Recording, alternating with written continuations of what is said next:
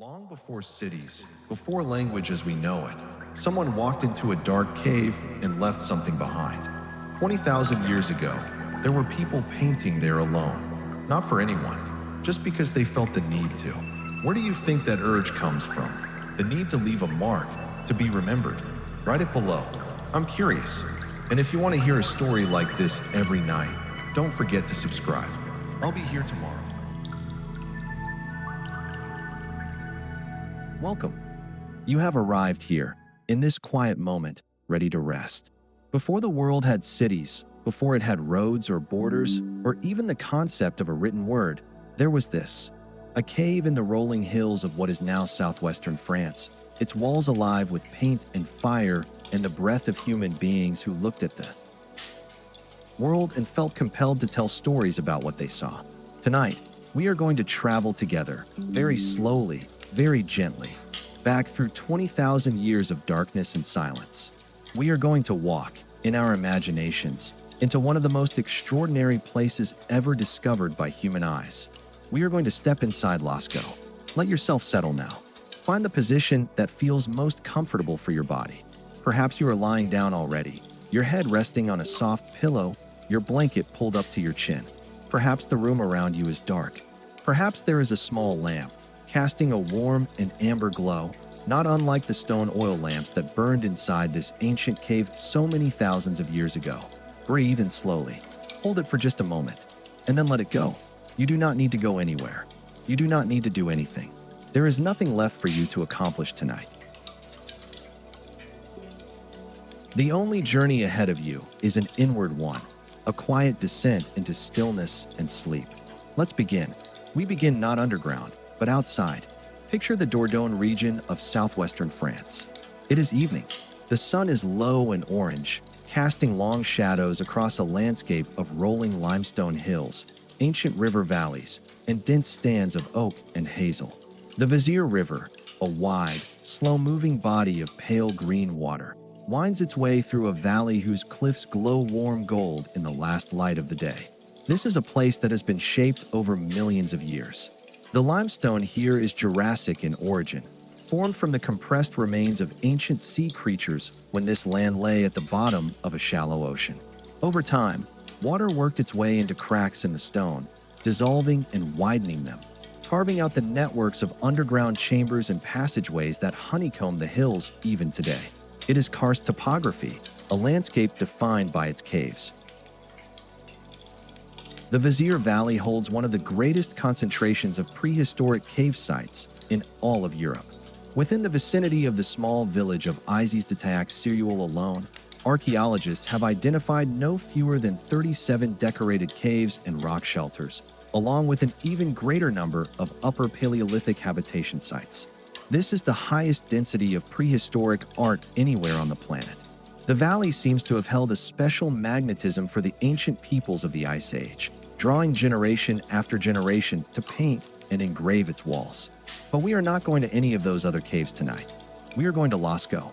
Lascaux sits a little apart from the main concentration of sites, upstream, on a gentle hillside near the village of Magdalenian. The hill is forested, thick with undergrowth, its slopes uneven and rocky in the way of old limestone country. Small animals move through the bracken. A fox, perhaps, pausing to sniff the evening air. Bats beginning to emerge from some low crevice as the light fades. The entrance to the cave, as it exists today, is a modest, unremarkable-looking door set into the hillside. You would not know it was there if you did not already know. But behind that door lies something that will stop you in your tracks, that will take your breath away, that has stopped and stunned every person who has ever been fortunate enough to enter. Let us walk up the hillside now. Let the soft evening air cool your face. The grass is long and damp with dew. The last birds are calling in the tree line. The sky above is shifting from gold to a deep and luminous blue, the first faint stars beginning to appear. Everything is quiet. Everything is still. We are going underground. Before we enter the cave ourselves, let us sit for a moment with the story of how it came to be found again. Because for 15,000 years, Lascaux was lost to human knowledge, sealed beneath the earth, waiting. It was a late summer afternoon in September of 1940. The world was at war. German forces had occupied Paris just 3 months earlier, and the quiet hills of the Dordogne were a long way from the front lines, but the shadow of conflict lay over everything. An 18-year-old boy named Marcel Ravidat was exploring the wooded hillside near the village of Montignac with some friends. His dog, depending on which version of the story you hear, the dog's name may have been Robot, had discovered something interesting near the base of an uprooted tree. A hole in the ground, a gap in the hillside where roots and soil had given way to open darkness. Ravidat peered into it, dropped a stone to gauge the depth, and felt the cool breath of an underground world rising to meet him. There was a local legend about a secret tunnel that ran beneath these hills, connecting to the old Lascaux manor house. Perhaps this was it. Perhaps, on the other side of that hole, there was treasure waiting. He returned on the 12th of September with 3 friends, Jacques Marcel, Georges Agnel, and Simon Cohencasse. Together they widened the entrance and went cautiously, one by one, down through a narrow shaft that dropped some 15 meters, about 50 feet, into darkness. Marcel Ravidat went first. He slid down through the earth into a vaulted underground hall. He lit a match, and then, in the flickering orange glow, he saw them. Animals, everywhere. The walls of the cave, the ceiling, the curves and hollows of the rock, were covered in paintings of extraordinary beauty and enormous scale. Horses galloping, great black bulls with massive curved horns, deer holding their heads up as if they were swimming across a current, bison twisting, falling, turning into half-light. Jacques Marcel would describe it later as a cavalcade of animals larger than life that seemed to be moving. They were the first people to stand in that chamber in somewhere between 15,000 and 20,000 years. They did not know that yet. They only knew that they were looking at something they did not have the words for, something ancient and strange and overwhelmingly beautiful.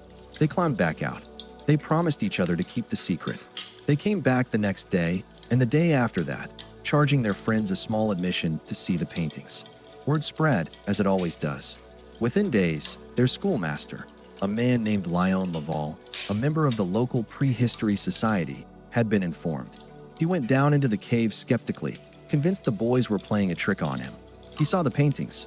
He immediately understood that this was no trick and that no one should be allowed to touch anything. Word reached the Abbé Henri Breuil, one of the most eminent prehistorians in France, who traveled to Lascaux and descended into the cave on September 21st, 1940, just 9 days after the initial discovery.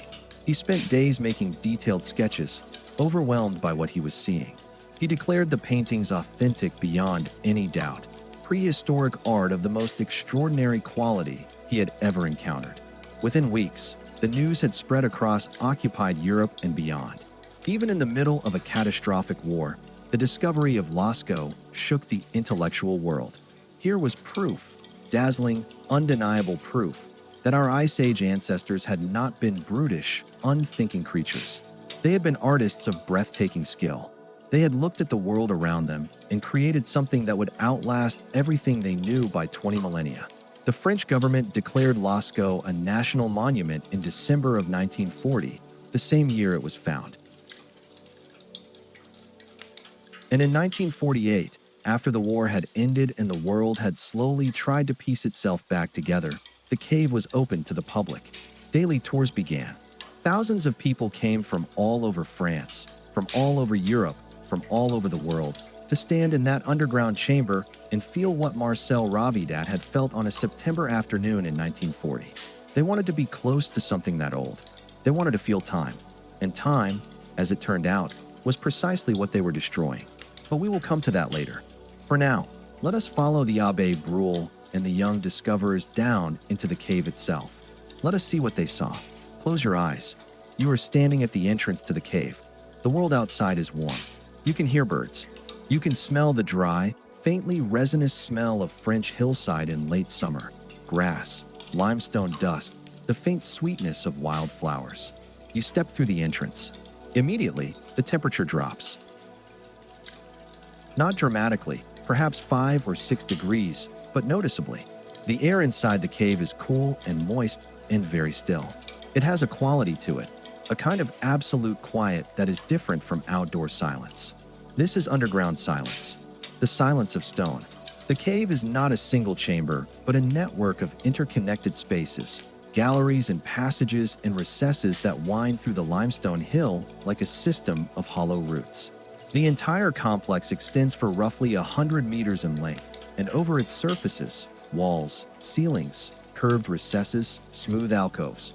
Ancient artists painted and engraved nearly 6,000 separate images. Let's walk deeper. The first major space you encounter is called the Hall of the Bulls. It is not actually a hall in any architectural sense. It is a natural cavern, roughly 20 meters long and 6 meters wide, with a ceiling that arches overhead in smooth limestone curves. The light from your lamp. In our imagining tonight, let it be a simple stone lamp, filled with animal fat, burning with a small, warm, slightly smoky flame.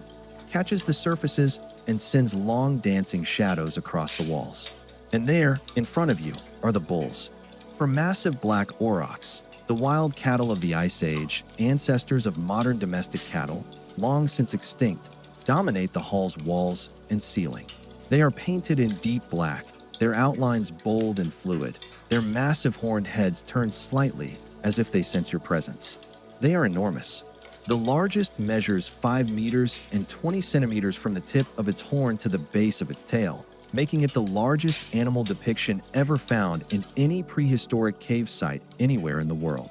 They appear to be moving. They always appear to be moving. Among the aurochs are horses, many horses, of different sizes, painted in ochre yellows and rich reds and deep browns, their forms overlapping, their manes flying, their legs caught in the freeze frame of a full gallop.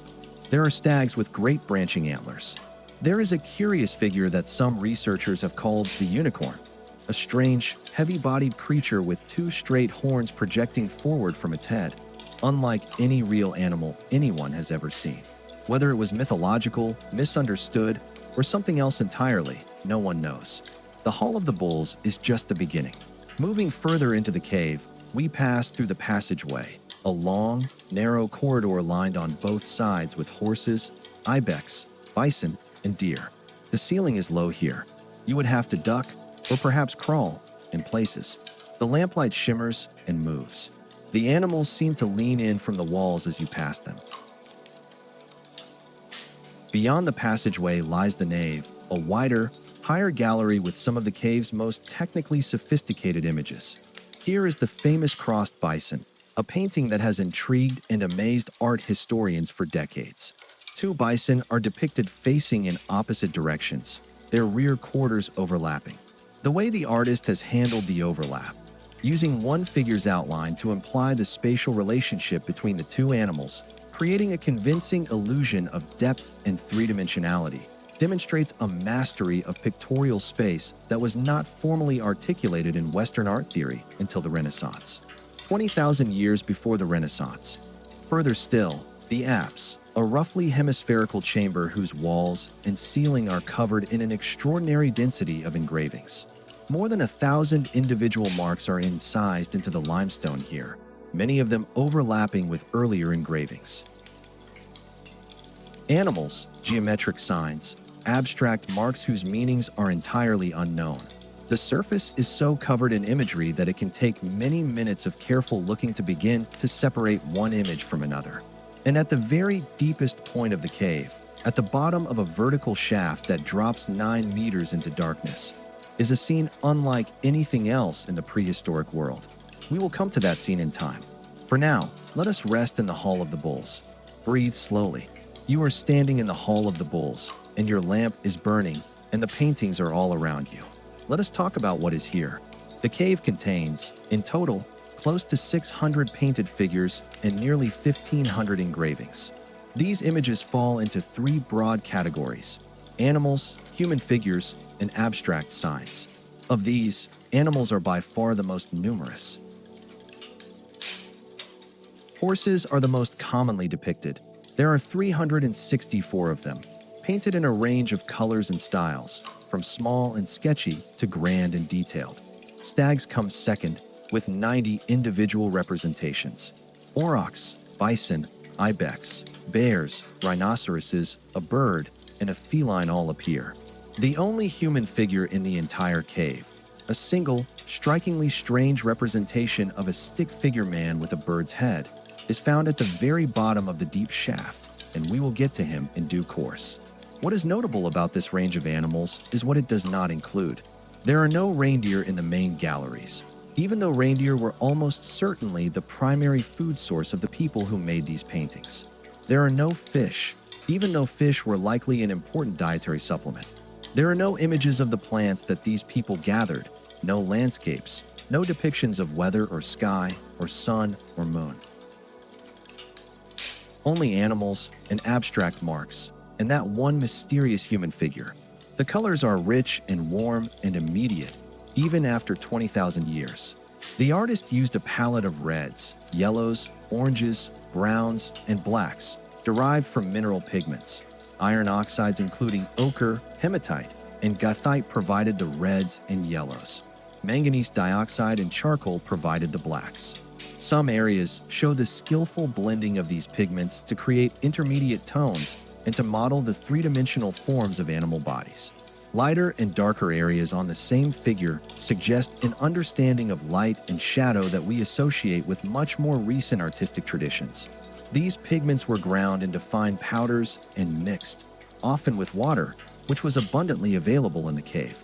In some regions of prehistoric France, pigments were mixed with talc to extend scarce colorants.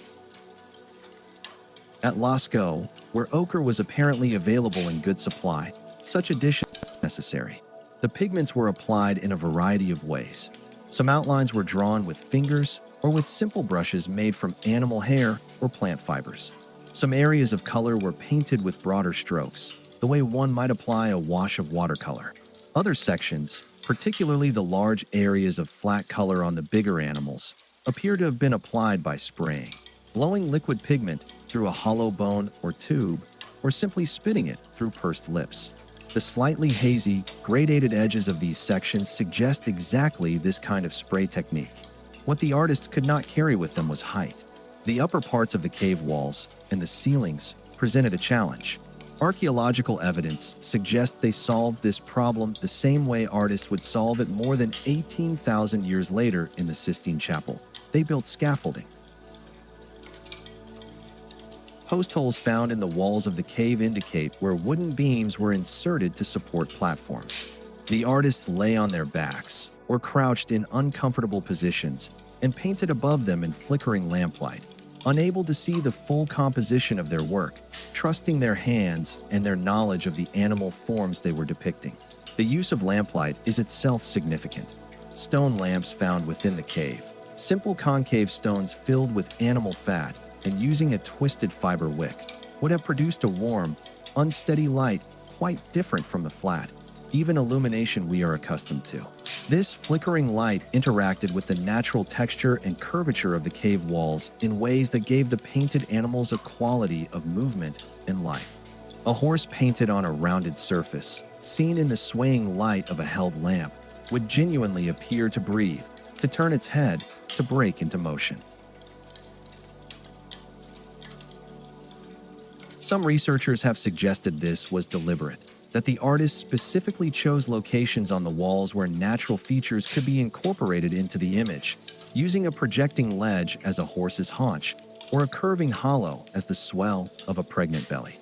Paleolithic archaeologist April Noel has described Lascaux's artists as understanding something about perspective and the relationship between image and viewer that would not be formally rediscovered until ancient Athens. They adjusted the scale and angle of images placed high on the wall so that they looked correct when viewed from below. They understood foreshortening. They used the natural topography of the cave as an element of composition, integrating stone and paint into a single three-dimensional experience. When Pablo Picasso visited Lascaux after the war, he is said to have stood in silence for a long time before saying, simply, "They have invented everything. The warmth of your imagined lamp. The soft drip of water somewhere deeper in the cave, the faint smell of mineral earth. Who were the people who stood here before us? The paintings of Lascaux are generally attributed to what archaeologists call the Magdalenian culture, named after the rock shelter of La Madeleine in the Dordogne Valley, where characteristic tools and artifacts of this tradition were first identified and described. The Magdalenian was a cultural period of the Upper Paleolithic, the later Stone Age, that flourished roughly between 16,000 and 11,000 years ago in Western Europe, primarily in what is now France and northern Spain. The dating of the Lascaux paintings themselves has been revised several times.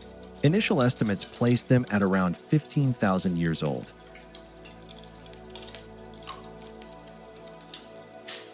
More recent analysis, incorporating multiple radiocarbon dates from charcoal found on the cave floor and from organic materials associated with the paintings, has pushed the likely age of the main artistic phases to somewhere between 17,000 and 22,000 years before the present, with a central estimate typically given as around 17,000 years.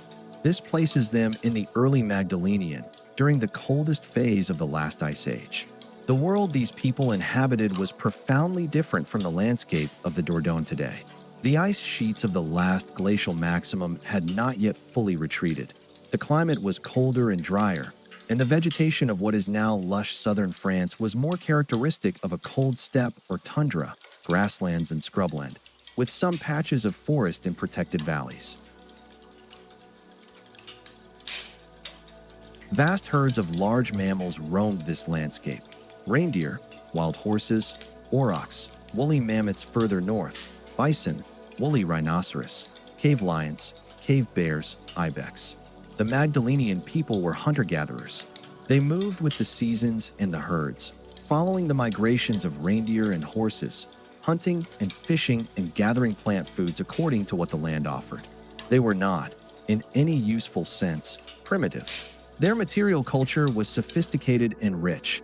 A variety of specialized flint tools for different purposes, harpoons and spear throwers made from bone and antler, needles and awls for making tailored clothing from animal hides, and a tradition of portable art that included carved figurines and decorated objects found at habitation sites throughout the region. No evidence exists that people actually lived inside the Lascaux Cave itself. No hearths, no food remains, no sleeping areas. The cave appears to have been visited specifically for artistic and perhaps ceremonial purposes, a special place set apart from the ordinary activities of daily life. The entrance at the time of the painting's creation may have been somewhat different from what Marcel Ravidat found in 1940.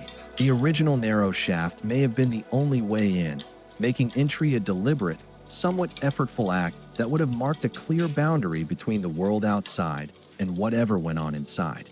We know they came here in groups, at least sometimes. The variety of painting styles within the cave suggests multiple artists working over perhaps many generations, contributing to a tradition rather than executing a single planned scheme. Some images at Lascaux are highly accomplished and fluid, bearing the marks of practiced hands. Others are simpler, less assured. As one researcher has wryly noted, there is, if you look carefully enough, bad art in the Paleolithic, as well as masterpieces. Not every hand that touched these walls was equally skilled. What connected these people to this place, across generations, remains one of the most compelling and unresolved questions in all of prehistoric archaeology. Let your breathing deepen now. Let the story carry you. This is the question that never goes away. Why? Why did the Magdalenian people travel to this cave, and to dozens of other caves across the Dordogne and the Pyrenees, and paint? Why animals? Why these specific animals and not others? Why in the dark interior of the earth, where only lamplight could see? Why overlapping images, where new figures were sometimes painted directly on top of older ones, without apparent concern for the cumulative visual effect?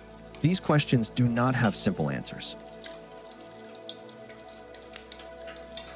But they have generated a rich and endlessly fascinating tradition of scholarly inquiry. And tonight, as we settle into the deep quiet of this underground space, we can walk through some of the ideas that have been proposed. The earliest serious attempt at interpretation came from the Abbé Brule himself, who suggested that the paintings were a form of sympathetic magic, a hunting ritual in which depicting an animal was equivalent to capturing it, ensuring success in the hunt. If you painted a bison struck by a spear, you were performing the hunt in advance, calling its reality into being. This theory seemed intuitive, and it dominated thinking about cave art for several decades. But it ran into problems. If the paintings were primarily about hunting magic, why are there so few images of animals being hunted or killed? Most of the animals in Lascaux are depicted in alert, energetic poses, alive, powerful, moving.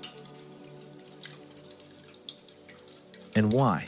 If the paintings were about the animals you ate, are reindeer, the primary prey animal of the Magdalenian people, almost entirely absent from the cave. The one reindeer in Lascaux is tucked away in the apse, almost as an afterthought. Later scholars, notably the French archaeologist André Leroy-Guerin, proposed that the cave art reflected a complex symbolic system, perhaps related to a cosmological understanding of the world in terms of complementary male and female principles. He analyzed the distribution of different animal species across many cave sites and found apparent regularities. Certain animals tended to appear in certain locations, and certain pairings of species recurred. But his interpretive framework has also been criticized and revised over the years, and no consensus has emerged around it. More recent approaches have emphasized the shamanic or altered states of consciousness dimension of cave art.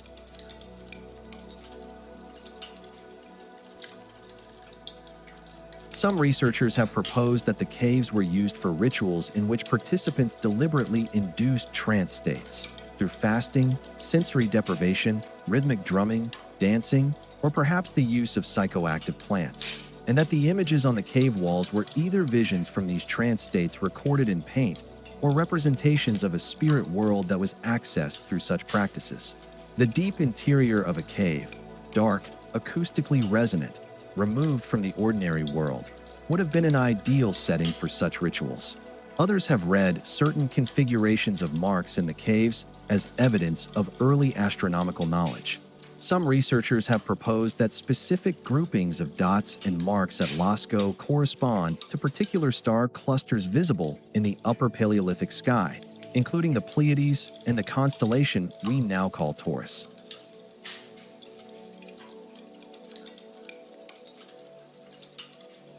The lone human figure at the bottom of the deep shaft, the bird-headed man lying near a wounded bison, has been interpreted by some as a depiction of a shamanic ritual, by others as a narrative of a specific hunting incident, by still others as a mythological scene with cosmological meaning.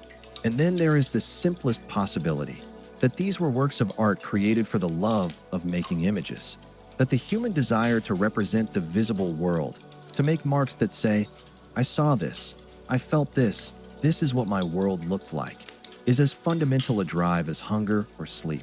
That the Magdalenian artists came to this cave because it was beautiful, because the stone here was smooth and suitable, because the darkness and the lamplight created something magical, because making images of the animals they lived among was a profound and necessary human act. April Noel has spoken of Lascaux and caves like it as ritual gathering places, sites where different bands of hunter-gatherers could come together, perhaps seasonally, to share stories and songs and paintings, to reinforce bonds between groups, to transmit knowledge about the landscape and the animals and the ways of the world. I think a lot of these images are part of an oral storytelling tradition, she has said, suggesting that the painted animals were the illustrations to stories spoken aloud in the darkness. The Metropolitan Museum of Art, whose essay on Lascaux remains one of the most careful and considered summaries of the archaeological evidence, notes that the placement of most paintings far from the cave entrance, in chambers accessible only with effort by lamplight, suggests that these spaces may have served as sacred or ceremonial meeting places. The remoteness seems deliberate. You had to want to be there. You had to commit to the darkness. Whatever the meaning, something brought these people back to this cave across many generations. Something made them believe that the walls of Lascaux were worth covering with images of the world they knew. Something made them believe these images mattered. Deeper still, our lamp burns lower. The air is cool on your skin.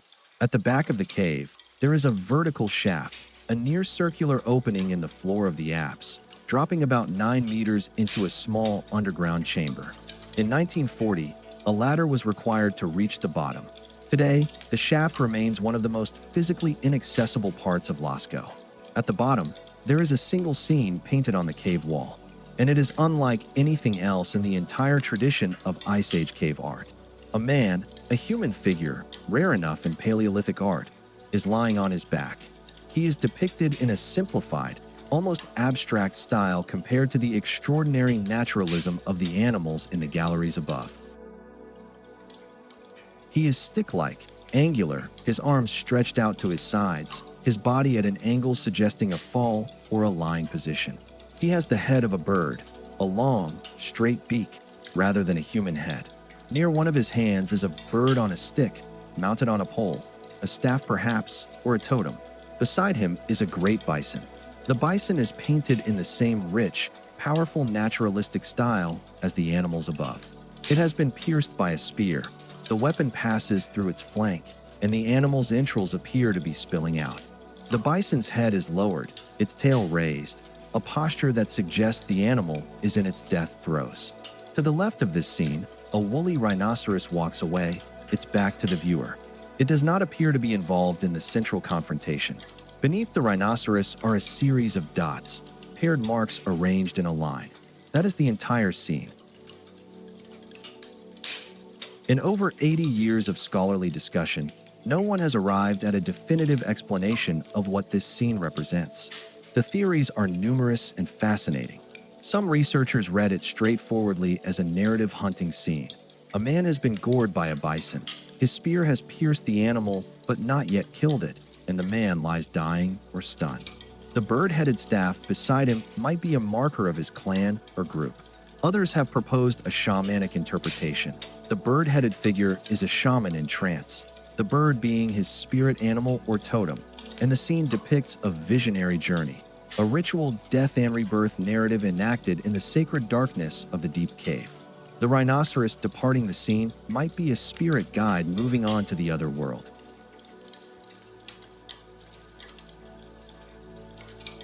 Still others have connected the scene with the astronomical interpretations mentioned earlier, reading the positions and species as corresponding to star patterns in the Ice Age sky, with the bison representing the constellation Taurus, the birdman connected with the Pleiades, and the rhinoceros corresponding to the position of another cluster.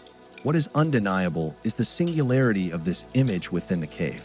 While the galleries above are filled with animals depicted in confident, virtuosic, highly developed naturalistic styles, this single human figure is almost childlike by comparison. Simple, schematic, fundamentally different in approach.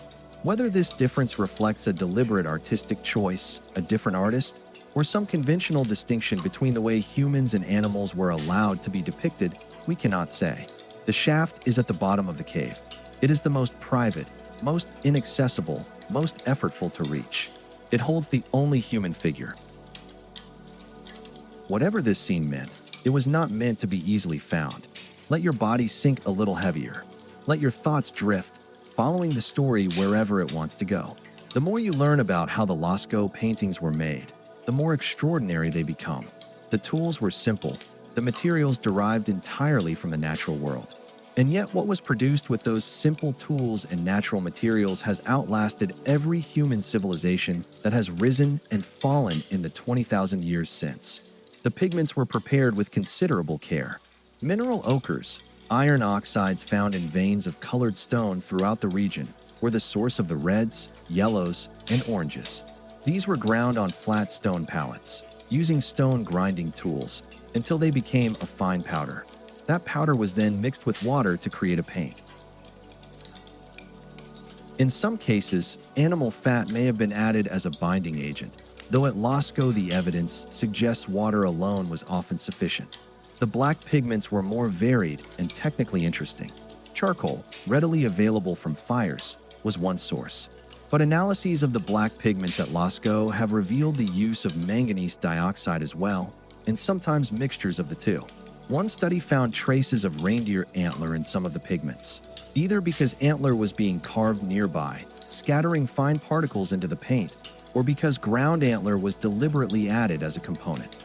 The closest known source of some of the manganese used at Lascaux is in the Central Pyrenees, roughly 250 kilometers away, raising the intriguing possibility of a trade network for artistic materials among the scattered bands of Ice Age hunters across the region.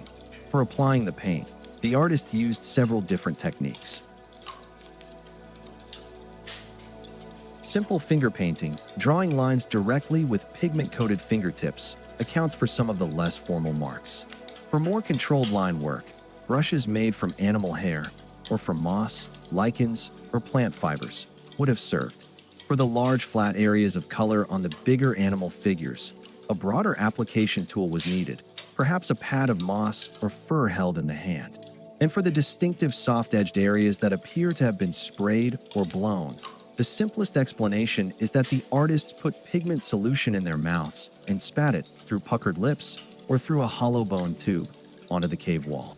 This spray technique, the basic principles of an airbrush, was employed not only at Lascaux but across dozens of prehistoric sites throughout Europe and Australia, appearing independently in different parts of the world as one of the first solutions to the problem of covering a large area with a soft, gradated field of color.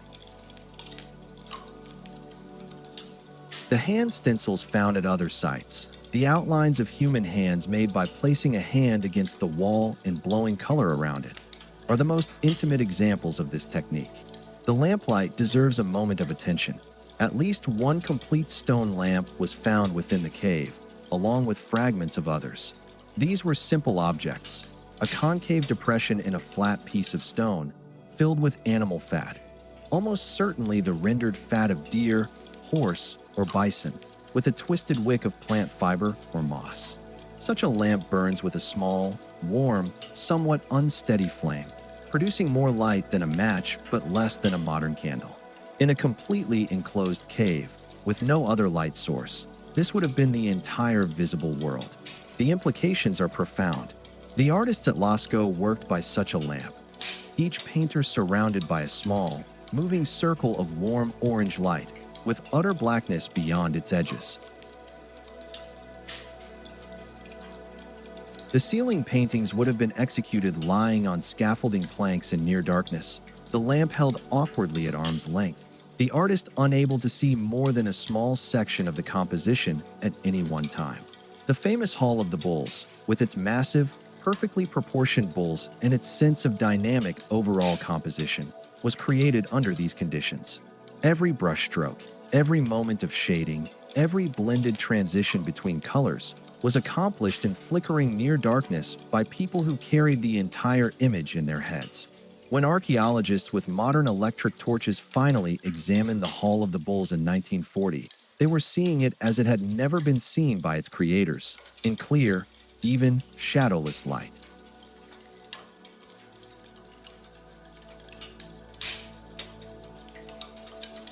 The original experience would have been entirely different. A moving sphere of lamplight traveling along the gallery, catching the animals one or two at a time, bringing them out of darkness and then returning them to it, always with the suggestion of more beyond the current pool of light, the herd endless, the darkness containing everything. People described it as prehistoric cinema, April Noel has said. The flickering lamp, the moving figures in the dark, the sense of animated presence on the walls. These would have been a profoundly immersive experience. Let us go back to the beginning, back to the Hall of the Bulls. Let us take our time there. You are lying on your back, as you lie now, and above you the ceiling rises in long limestone curves. And on those curves there are horses, hundreds of years apart in their making, overlapping and surrounding one another in a churning painted herd.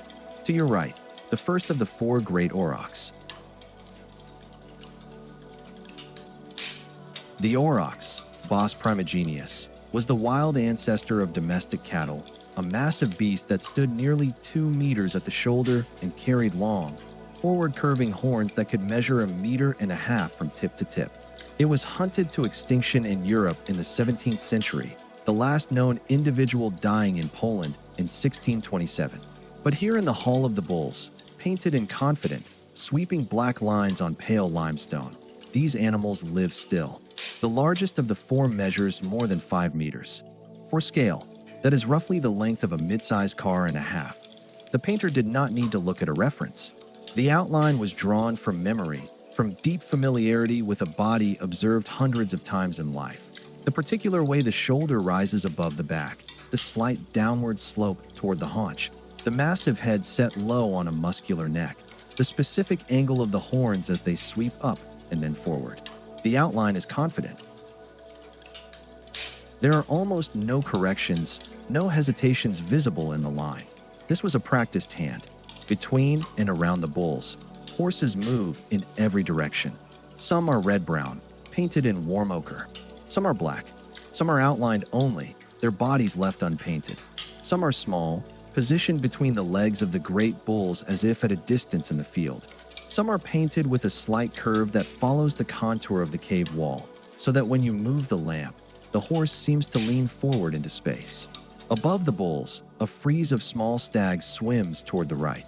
Their heads are held up, their antlers reaching back, in the posture of deer crossing a river or a lake.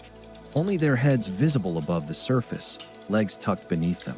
They move with their eyes forward and their necks stretched, following the curve of the ceiling in a single direction, as purposeful as a migrating herd. A bear, small and somewhat sketchy compared to the great bulls, occupies a corner near the floor. There is something almost modest about it, as if the painter acknowledged the bear but did not want it to compete with the dominant figures. The famous unicorn is here too, near the entrance into the hall. It is a large, heavy-bodied animal, somewhat bovine in its proportions, somewhat horse-like, with two straight, slightly diverging horns projecting forward from its forehead. Unlike every other large animal in the hall, it does not clearly belong to any identifiable species. Some researchers have argued it is a clearly stylized aurochs seen from an unusual angle. Others have suggested it is a mythological creature, the embodiment of something beyond the material world. A few have proposed it is a human figure wearing an animal costume, perhaps a shaman in ritual dress. Whatever it is, it watches from the entrance into the gallery with an air of solemn, calm authority. It has always been here, and it will always be here, and it knows something that we do not know. Your breathing is slow now. Your body is heavy and warm and still. You are in the cave, and the cave is in you, and there is nowhere else to be. Lascaux did not exist in isolation.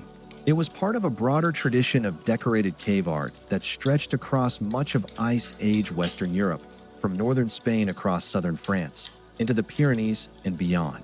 Within a day's walk of Lascaux alone, there are many other painted and engraved caves. Font de Gaume, with its magnificent polychrome bison, Les Cambarelles, with hundreds of engravings crowding its walls, Rafignac, where electric trains now carry visitors past huge woolly mammoths. The discovery of Altamira Cave in northern Spain in 1879, with its extraordinary painted ceiling, now recognized as roughly 15,000 years old, had been met with skepticism. Surely, the thinking went, Stone Age people could not have made such sophisticated art. Surely these must be forgeries. It took decades and the discovery of many more sites before the authenticity of Ice Age cave art was accepted by the scientific community. When Lascaux was found in 1940, it helped change the conversation permanently. Here was painted art of such undeniable quality and sophistication that the old resistance, the unwillingness to credit our Ice Age ancestors with genuine aesthetic intelligence, became impossible to sustain. Lascaux was not an anomaly. It was the clearest, most dazzling expression of a tradition that had been unfolding across tens of thousands of years across the entire European continent. And then, in December of 1994, Jean-Marie Chauvet and two companions were exploring a limestone cliff near the village of Vallon-Pont-d'Arc in the Ardèche region of southeastern France. They noticed a faint breath of cool air emanating from the base of a cliff. They cleared away some rubble and crawled through a narrow passage into a cave whose walls were covered in paintings so extraordinary, so accomplished, so vivid, that the three discoverers spent a long time simply standing in silence.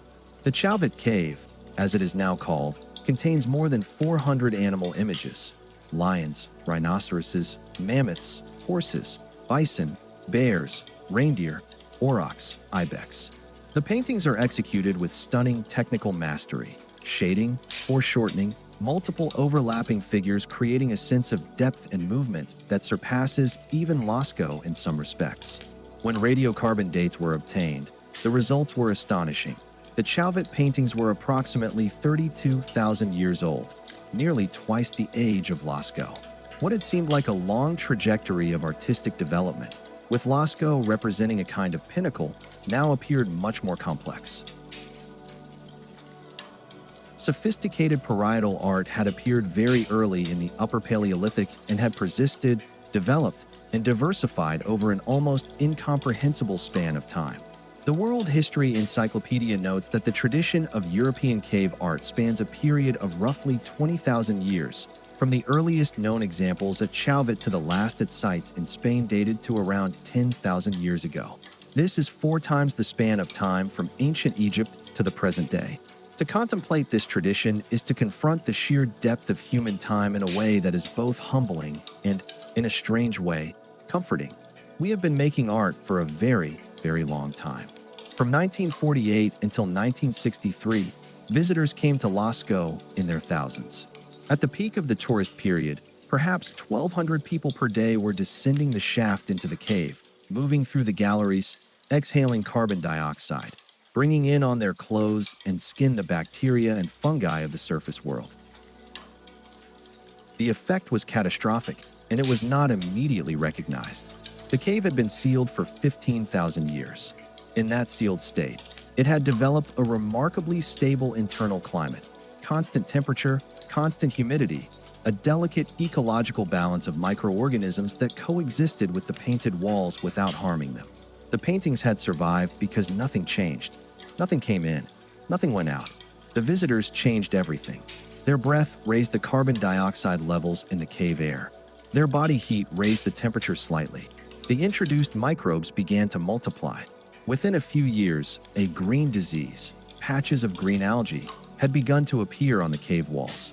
By the early 1960s, a white disease was also evident, calcite deposits forming over some of the paintings, obscuring the colors beneath a white veil. In 1963, André Malraux, the French Minister of Cultural Affairs, made the difficult decision to close Lascaux to the public permanently. The cave has remained closed ever since, with access limited to a small number of researchers for brief, carefully controlled visits. A single individual was permitted to enter once a week for 20 minutes to monitor climatic conditions. Today, even that level of access has been further restricted. The closure came too late to prevent all damage, but it was in time to prevent the total destruction of the paintings. Without it, the algae and microbes would have covered and consumed the images within a generation. The conservation story continued, however. In 2001, during work to replace the cave's air conditioning system, new microbial contamination was introduced. By 2006, a white fungus, Fusarium solani, had appeared on the cave walls, followed by a black fungus in 2007. The black fungus, in particular, was alarming. It spread across the paintings, creating dark patches that obscured the underlying images. An emergency effort to control it involved treatments that, while effective against the fungus, left their own marks on the cave walls. The problem, in a sense, is unsolvable. Any human presence in the cave introduces risk. The cave's extraordinary sensitivity to biological contamination means that even the most careful, minimal access by researchers may have long-term consequences. The cave exists now in a state of permanent, vigilant monitoring, a patient in intensive care, watched over by scientists who must balance the desire to know against the imperative to preserve. In response to the closure, France developed a series of replicas. Lascaux II, opened in 1983, reproduced approximately 80% of the original cave's paintings in a purpose-built replica located just a few hundred meters from the original. Lascaux III was a traveling exhibition, a mobile replica that toured the world, bringing the cave to audiences who could never travel to the Dordogne. And Lascaux IV, opened in December of 2016, is the most ambitious reproduction yet. A full-scale replica of the entire cave, combined with a museum, interactive displays, and state-of-the-art digital presentations that allow visitors to explore the cave in complete detail. These replicas are not mere imitations.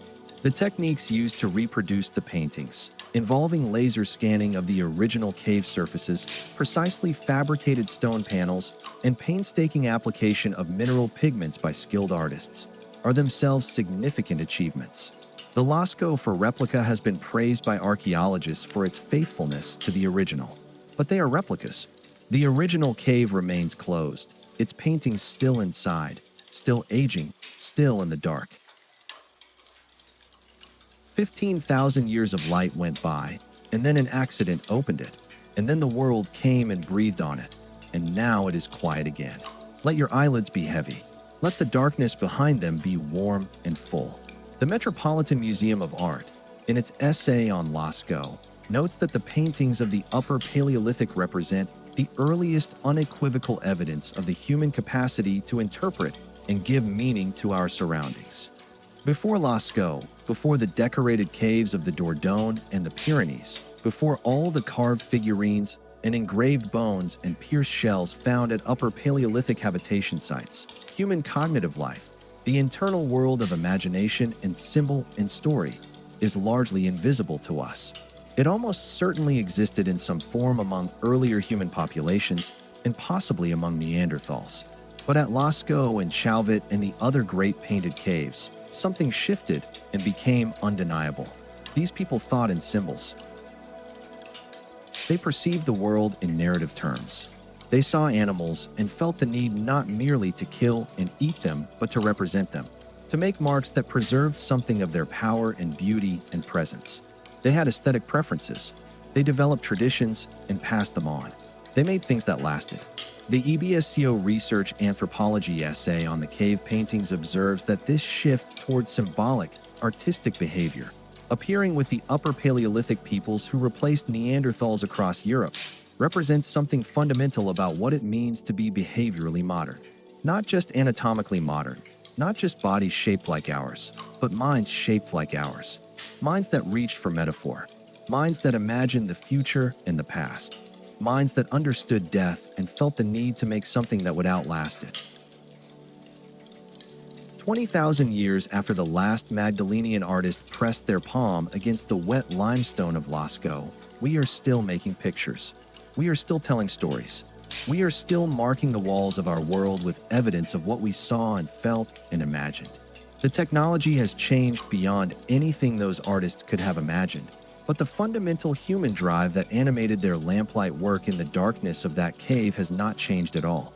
The great lesson of Lascaux is not that ancient people were sophisticated enough to make art.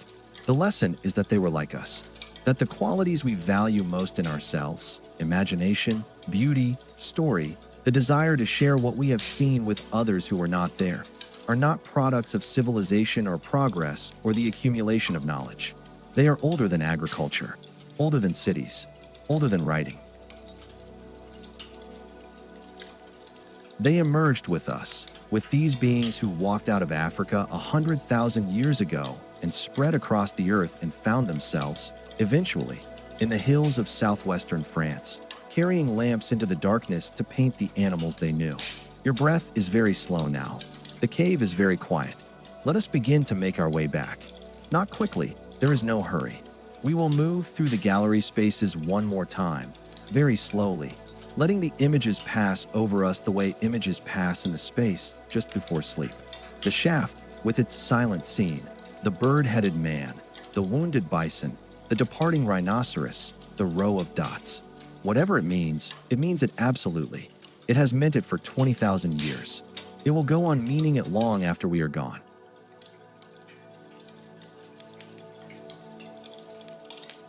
The apse, with its 1,000 engravings pressing into the limestone, layer upon layer, generation upon generation, marks that overlap and crowd and accumulate into something that feels less like a gallery and more like a library, too much to read at once, full of words in a language that no living person knows. The Nave, with the crossed bison, 2 animals, their bodies in conversation, one in front of the other, a simple and profound demonstration that these artists understood space the way we understand space. understood that objects occupy different positions in depth, that one thing can be in front of another, that the flat wall could be made to imply a three-dimensional world.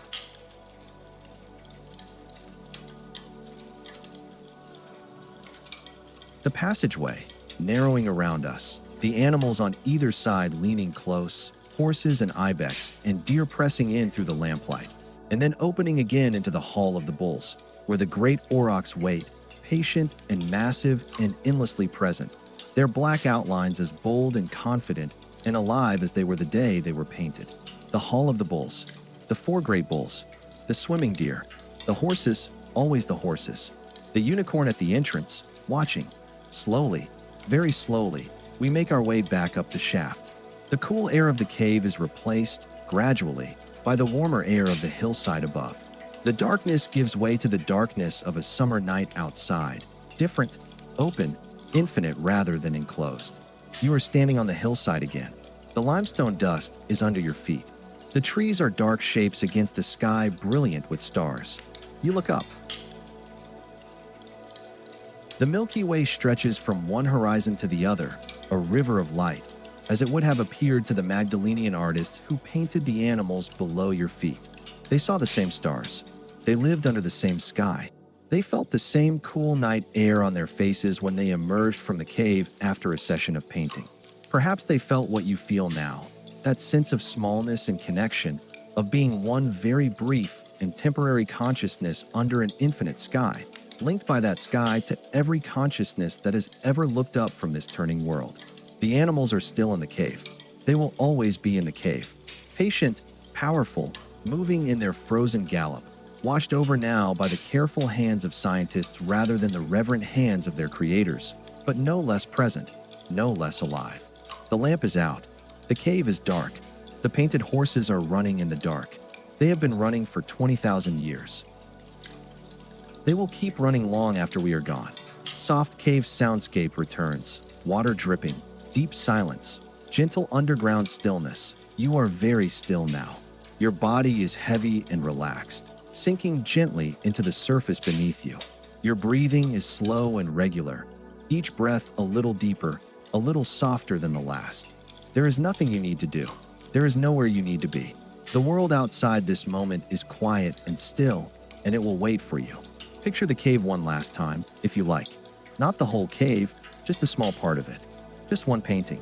Let it be a horse, perhaps. One of the small ones, painted in warm ochre, its body rounded and full, its legs caught in mid-stride, its head slightly raised as if listening. It has been here for 20,000 years. It is still here. It does not need anything. It is not going anywhere. It is simply here, in the darkness, patient and complete. Let your own thoughts slow down the way the cave slows them down.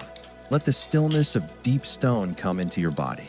Let the darkness that has held these images for 20 millennia hold you too, gently, warmly. You are safe. You are warm. The story is over, and the sleep is beginning. Breathe in, breathe out. The horses are running. They have always been running. You don't need to watch them anymore. You can close your eyes and rest, and they will still be there when you wake up, still moving in their ancient darkness, still painted in the light of a lamp that went out 20,000 years ago. Close your eyes. Let go. Sleep. Fade to ambient cave soundscape. Water, silence, depth.